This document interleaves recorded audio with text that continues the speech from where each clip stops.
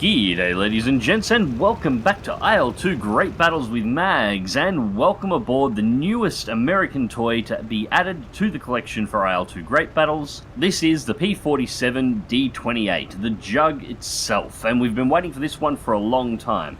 I'm just going to start this one off by saying that this is a fantastic aircraft, but it's one that is going to be very surprising for those that have come to IL-2 from the more arcade-orientated games such as War Thunder, where the performance of the P-47 is somewhat exaggerated. Now, before anybody gets their knickers in a twist, this does not mean the performance of the P-47 is bad, it just means it's far more situational than most people are likely to expect. But before we get into that, taking off on the P-47. Taking off on the Jug is actually a piece of piss. 100% fuel mixture, 100% RPM, throttles to maximum, pretty much a standard takeoff.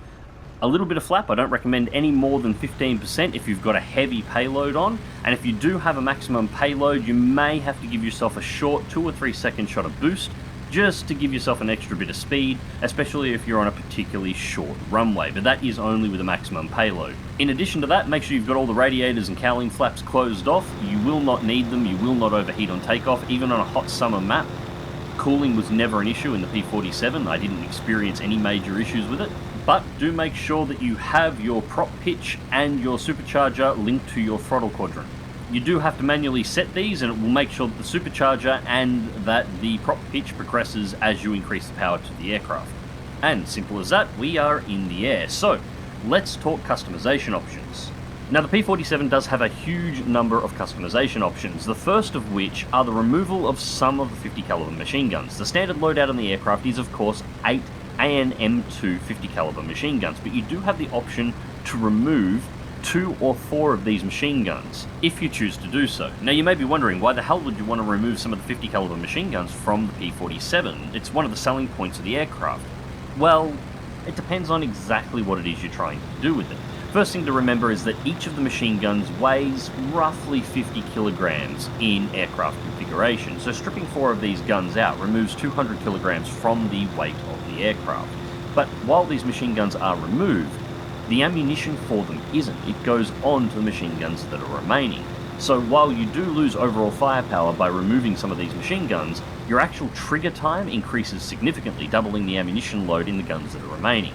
In addition to that, you also have the option to add additional machine gun ammunition to the guns in any configuration that you choose. So with 4 guns removed, spreading the ammunition of 8 guns across both, and then adding additional M2 machine gun ammunition across the board, you can extend your trigger time out to well over a minute constant firing. Now, while this increased weapons endurance may not be ideal when engaging a fighter where you want to take it down as quickly as possible, when you're trying to spread ammunition across a large group of bombers or you're attacking ground targets in strafing runs, having that extra weapons endurance can be very, very useful. And speaking of ground targets, you also have the ground attack modification, which allows you to add a wide range of ordnance to the aircraft for ground attack roles. Now, the weapon selection here includes a wide range of bombs, rockets, and combinations of both, ranging from 500 pounders up to 1,000 pounders in different configurations and combinations, along with a selection of 4.5 inch rockets. And for those that were wondering where are the ground attackers and bombers in Battle of Bottenplatte, here it is. The P-47 in ground attack configuration is going to be an absolute monster. It'll be able to deliver the bombs faster than most of the traditional bombers. It'll still be combat capable once those bombers are dropped off, so it will be able to deal with its own fighters if it has to, and it's fast enough to be able to get the hell out of there. Now, additional modifications to the aircraft is of course a gyro gun sight, which you can equip on if you wish, the Bendix radio compass, and of course a mirror if you would like to have one attached to the plane as well. So, performance. The P-47 performs incredibly well. It is extremely well modelled, and it does correspond to all the information against the real-life aircraft, as you would expect from the developers over at 777. They're pretty pedantic about trying to get this stuff pretty close to the money. However, the P-47 is an interesting case because of the way it performs. So first things first, let's talk high altitude performance, because the P-47 is famed for its high altitude performance. 407 miles per hour, 656 kilometers per hour, true airspeed in combat settings at 29,530 feet. And I can vouch the aircraft is fully capable of reaching these speeds. providing it is not at a high fuel load. And this is something you're going to hear me saying a lot as we run through these performance numbers. The magic number for the P-47 for optimal performance at any altitude seems to be around 35% fuel load, which is 441 litres. Now in cruise settings, the P-47 consumes around about 28 litres of fuel per minute. That means at cruise settings at those altitudes, you're only looking at about 17.5 minutes worth of flight time in the jug. And that fuel consumption will be slightly higher when you're running at combat settings. So while the jug is phenomenally fast, your actual window of opportunity for maximum performance combat time, if you account for the higher fuel consumption at combat speeds, as well as time to return to base and actually put this thing back on a runway before it runs out of fuel, is actually rather limited. You probably wouldn't have more than 5 to 6 minutes tops at 28,000 feet at maximum performance before you had to bug out in order to be able to bring the P-47 home. And that's of course assuming that you brought out a higher fuel load on takeoff and burnt that fuel in the climb. But, that's a given. Now with IL-2 being a simulation, mission flight times will often get up to 40 minutes to an hour, sometimes even longer than that. This mission here in particular that I'm flying in the background was a simple fly to an ammo dump, drop some bombs, which I'm about to do right now, and then engage in a small bout of air-to-air combat, probably no more than 2 to 3 minutes, before returning home with 65% fuel load, and this was still a 45-minute flight.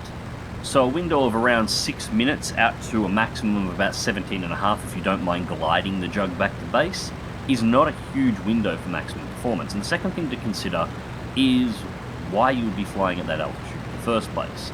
Most flights in IL-2 tend to take place at lower altitudes, significantly lower than where the aircraft naturally performed, and there is a reason for this.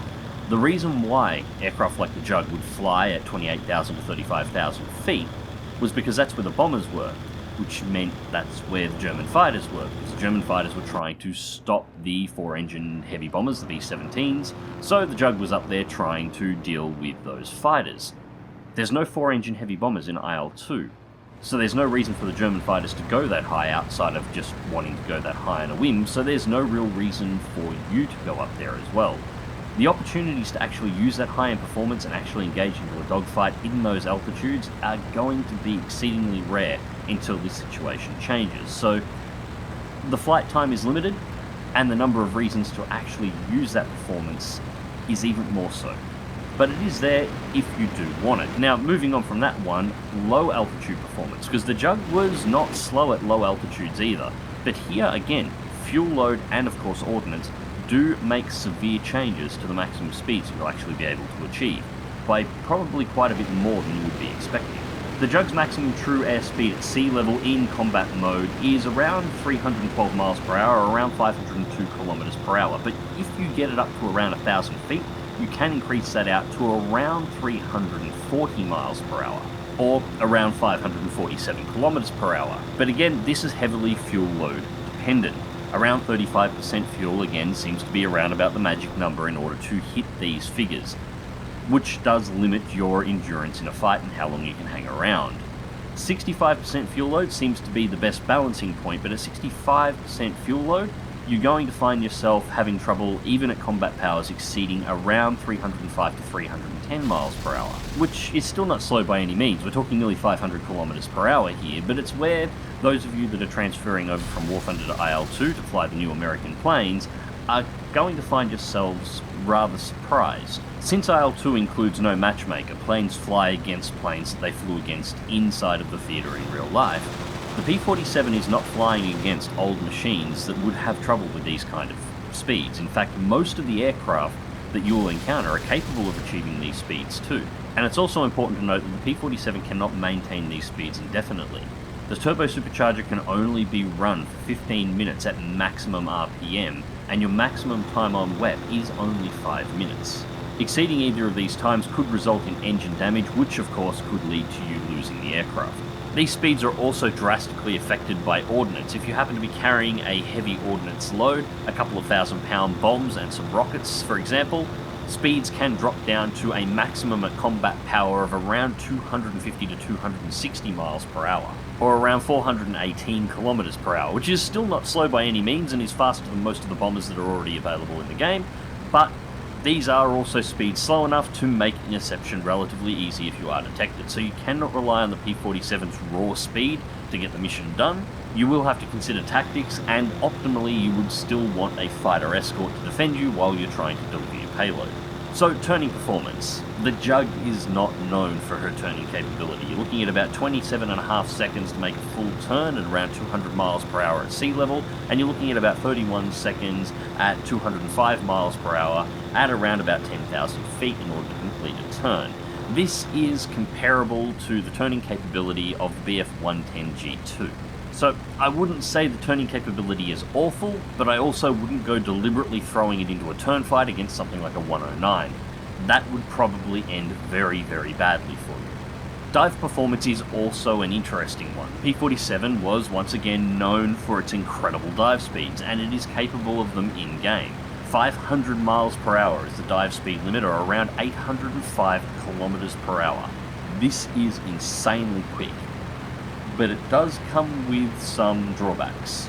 In a steep dive, once the airframe starts exceeding around 400 miles per hour, there will be a slight quiver in the aircraft which will accelerate.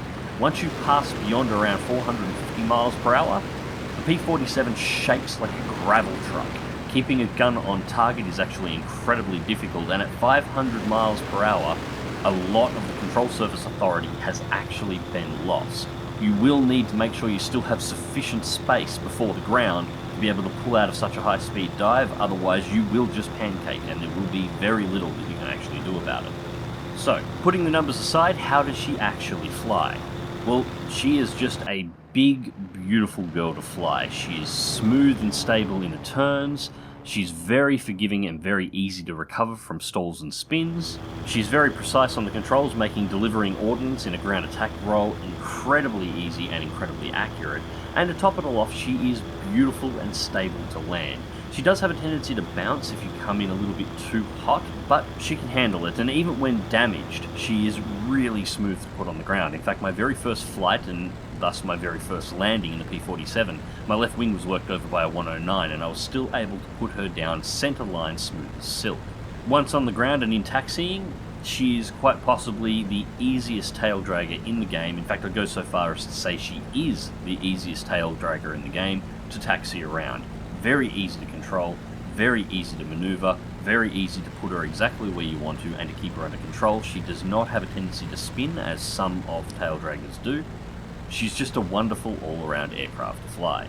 I don't think she's going to dominate the airspace inside of IL-2, but at the same time, I don't think anybody who flies her to her strengths is going to have any complaints about how she performs. Anyways, ladies and gents, I hope you've enjoyed the video and thank you very much for watching. As always, remember to check the video description down below for links to my social media, to my Twitch, to my Discord, and to my Patreon if you'd like to help support the channel directly. And as always, remember to click that like button if you did, share and subscribe if you would like to see more, and as always, fly smart, fly safe, and I'll catch you in the skies.